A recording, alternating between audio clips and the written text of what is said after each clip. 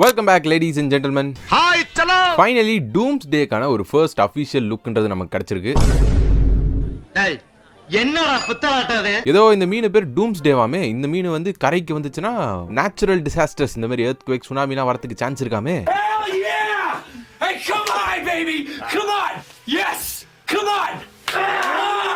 என்ன வேணா பண்ணுங்கடா, சுனாமி, எர்த்குவேக், ஏலியன், ஆஸ்ட்ராய்டு எதை வேணா கொண்டு வாங்க. ஒரு 3 வருஷம் கழிச்சு அதெல்லாம் பண்ணா நல்லா இருக்கும். நான் சீக்ரெட் வார்ஸ் மட்டும் பாத்துறேன். Having said that, உண்மையாவே ஸ்பைடர்மேன் 4 and அவெஞ்சர்ஸ் டூம்ஸ்டேக்கான அப்டேட்ஸ் ஒரு சிலது கிடைச்சிருக்கு. அண்ட் அது மட்டும் இல்லாம நிறைய இன்ட்ரெஸ்டிங்கான Disney plus series and X-Men ரிலேட்டடான அப்டேட்ஸும் கிடைச்சிருக்கு. ஸோ பேசுறதுக்கு ஏகப்பட்ட அப்டேட்ஸ் இருக்கு. பட் அதுக்கு முன்னாடி இந்த வீடியோ பார்த்துட்டு இருக்கவங்க லைக் பண்ணிடுங்க. அண்ட் சேனலுக்கு புதுசா இருந்தீங்கன்னா மறக்காம சப்ஸ்கிரைப் பண்ணிடுங்க. அண்ட் இப்போ வீடியோக்குள்ள போகலாம்.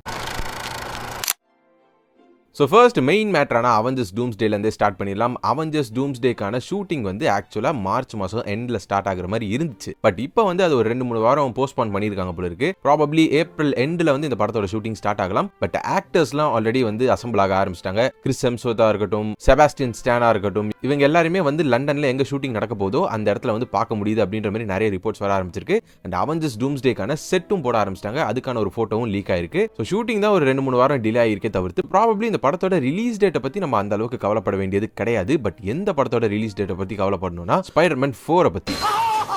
பட் பயப்படாதீங்க, ரொம்ப பெரிய டிலே எல்லாம் கிடையாது. மாச கணக்கில் டிலேவோ இல்லைன்னா வருஷ கணக்கில் இந்த பேட்மேனை தள்ளி போட்டாங்க பேர் அந்த மாதிரி டிலே எல்லாம் கிடையாது. ஒரே ஒரு வாரம் டிலே பண்ணியிருக்காங்க. 2026 ஜூலை 26 அன்னைக்கு இந்த படம் ரிலீஸ் ஆகிறதா இருந்துச்சு. பட் இப்போ வந்து அது ஒரு வாரம் டிலே பண்ணி ஜூலை 31 ரிலீஸ் பண்ணலாம் அப்படின்ற மாதிரி முடிவு பண்ணியிருக்காங்க. இதுக்கான காரணம் வந்து டாம் ஹாலண்ட் தான். பிகாஸ் அவர் வந்து இப்போ கிறிஸ்டோபர் நோலனோட இன்னொரு படத்தில் நடிச்சிட்டு இருக்காருல, மெயின் லீடா நடிச்சிட்டு இருக்காருல, அந்த படத்திலையும் அவர் இருக்காரு. அண்ட் அந்த படமும் ஜூலை 17 அன்னைக்கு ரிலீஸ் ஆக போது போல இருக்கு. ஸோ கிட்டத்தட்ட ஒரே வாரத்தில் வந்து 2 படம் ரிலீஸ் ஆகிற மாதிரி ஆயிடும், பக்கத்துல ரிலீஸ் ஆகிற மாதிரி ஆயிடும். ஸோ அதனால வந்து ஸ்பைடர்மேன் 4 கொஞ்சம் தள்ளி போட்டிருக்காங்க, ஒரு வாரம் தள்ளி போட்டிருக்காங்க. அண்ட் டாம் ஹாலண்ட் வந்து இப்போ வந்து இந்த கிறிஸ்டோபர் நோலனோட Odyssey, Spiderman 4 and Avengers Doomsday, so இப்போ இந்த அடுத்த ஒரு வருஷத்துல இந்த 3 படத்துலயும் அவர் வர்க் பண்ணி ஆகணும். சோ இந்த மாதிரி ஒரு ஹெக்டிக்கான ஒரு ஸ்கெட்யூல்னால அவர் என்ன பண்ணிட்டாங்க அப்படின்னா, அவெஞ்சர்ஸ் டூம்ஸ்டேல அவரோட போர்ஷன், அவர் வந்து மாஸ்க் போட்டு ஸ்பைடர்மேனா வராருல, அந்த போர்ஷனை வந்து ஒரு ஸ்டண்ட் டபுள், ஒரு டூப்ளிகேட்டை வச்சு ஷூட் பண்ணிக்கலாம் அப்படின்ற மாதிரி ஒரு முடிவுக்கு வந்திருக்காங்க. பிகாஸ் அவர் வந்து ஆடிசில அவரோட ஃபேஸை காமிச்சு நடிச்சாகணும்ல, அங்க வந்து ஸ்டண்ட் டபுள போடுறது வந்து கொஞ்சம் கஷ்டம். சோ அதனால ஸ்பைடர்மேனோட ஒரு சில சீன்ஸை வந்து ஸ்டண்ட் டபுள வச்சு எடுத்துக்கிட்டு, எங்க வந்து டாம் ஹாலண்ட், அதாவது பீட்டர் பார்க்கற எவ்வளவு சீன்ஸ் இருக்கோ அந்த சீன்ஸை மட்டும் டாம் ஹாலண்டை வச்சு எடுத்துக்கலாம் அப்படின்ற மாதிரி ஒரு டிசிஷனுக்கு வந்திருக்காங்க. பத்தாவதுக்கு ஸ்பைடர்மேன் 4 இவர் வந்து ஒரு எக்ஸிக்யூட்டிவ் ப்ரொடியூசரா இருக்காருன்னு நினைக்கிறேன். சோ டாம் ஹாலண்டுக்கு ஏகப்பட்ட வர்க் இருக்கு. தப்பு இல்ல, ஸ்பைடர்மேன் நோ வே ஹோம்க்கு அப்புறம் இவ்வளவு பெரிய பிரேக் எடுத்துக்கிட்டார்ல, சோ இப்போ அதுல வர்க் பண்றது வந்து அவருக்கும் பெரிய பிரச்சனையா இருக்காது. சோ இது 2 மட்டும் தான் மார்வெல் மூவிஸ் ரிலேட்டடா நமக்கு கிடைச்சிருக்க அப்டேட்ஸ். பட் அப்படியே சீரிஸ்க்குள்ள போனோம்னா நிறைய அப்டேட்ஸ் கிடைச்சிருக்கு. ஸ்டார்டிங் வித் டேர்டெவில் பார்ன் அகைனோட சீசன் 1 இன்னும் கொஞ்ச நாள்ல ரிலீஸ் ஆக போகுது. மார்ச் 4 அன்னைக்கு 2 எபிசோட இறக்கி ஸ்டார்ட் பண்றாங்க அப்படின்றத அஃபிஷியலா கன்ஃபார்ம் பண்ணிருக்காங்க. அண்ட் அது மட்டும் இல்லாம டேர்டெவில் பார்ன் அகைனோட சீசன் 2க்கான ஷூட்டிங் ஆல்ரெடி ஸ்டார்ட் பண்ணிட்டாங்க. அண்ட் அந்த சீசன் 2 அடுத்த வருஷமே ரிலீஸ் ஆகும் அப்படின்றதையும் சொல்லிட்டாங்க. Probably Avengers Doomsday and Spiderman 4க்கு முன்னாடியே ரிலீஸ் ஆகிடும் அப்படின்ற மாதிரி தான் நினைக்கிறேன். Because that's what makes sense. And ஸ்பைடர்மேனை பத்தி பேசும்போது இந்த சீசன் 1லயே எபிசோட் 2ல வந்து கிங் பின் ஸ்பைடர்மேனை பத்தி பேசுவாரு, ஸ்பைடர்மேனுக்கான ஒரு ரெஃபரன்ஸ் இருக்கும் அப்படின்றத ஆல்மோஸ்ட் கன்ஃபார்மே பண்ணிட்டாங்க.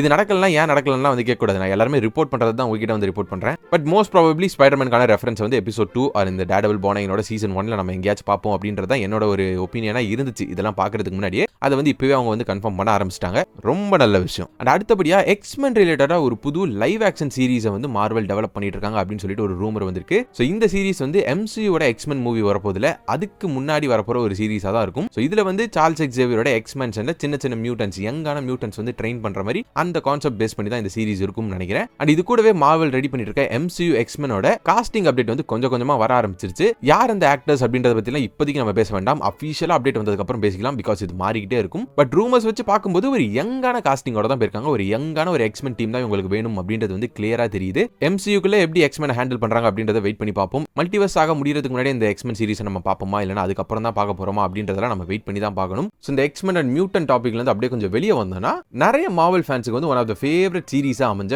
மூன் நைட்டுக்கான ஒரு அப்டேட்டும் கிடைச்சிருக்கு. ஒன்னுன்னு சொல்ல முடியாது, 2 அப்டேட் பேசிக்கலி. ஒரு குட் நியூஸ் அண்ட் ஒரு பேட் நியூஸ். குட் நியூஸ் என்னன்னா, மூன் நைட்டை நம்ம அடுத்து வரப்போற ஒரு சில ஃபியூச்சர் MCU ப்ராஜெக்ட்ஸ்ல கண்டிப்பா பார்ப்போம் அப்படின்னு சொல்லிட்டு மார்வெல் டெலிவிஷனோட இன்சார்ஜான பிராட் விண்டமான் வந்து கன்ஃபார்ம் பண்ணியிருக்காரு. பேட் நியூஸ் என்னன்னா, அது வந்து மூன் நைட் சீசன் 2வா இருக்குமா அப்படின்னு சொல்லிட்டு அவரால் கன்ஃபார்மா சொல்ல முடியாது. அதுக்கான பாசிபிலிட்டிஸ் கம்மி தான் அப்படின்ற மாதிரி சொல்லியிருக்காரு.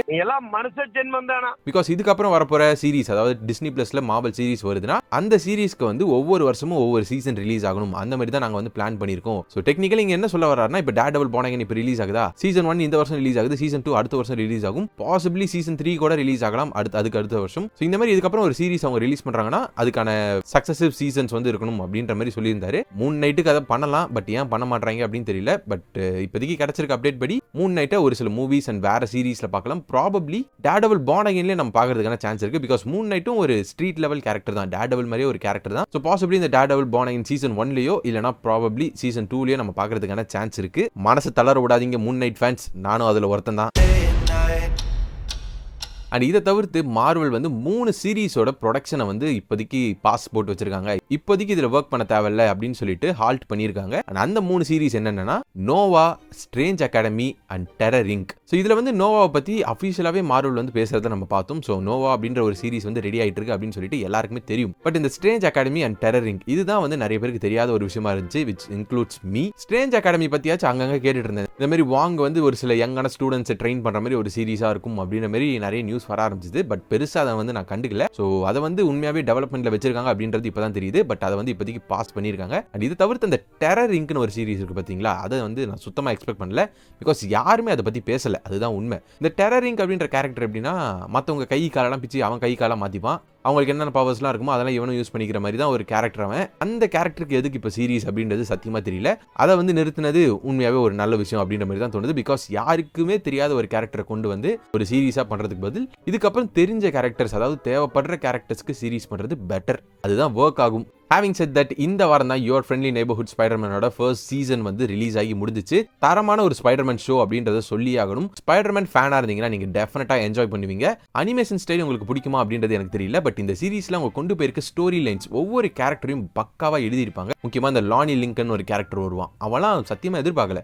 ட்ரெய்லர் பார்க்கும்போது அவெல்லாம் ஒரு கேரக்டரா கூட மதிக்கல. அவனுக்கு ஒரு ரைட்டிங்கை கொடுத்து பயங்கரமான ஒரு கேரக்டரா மாத்திருப்பாங்க.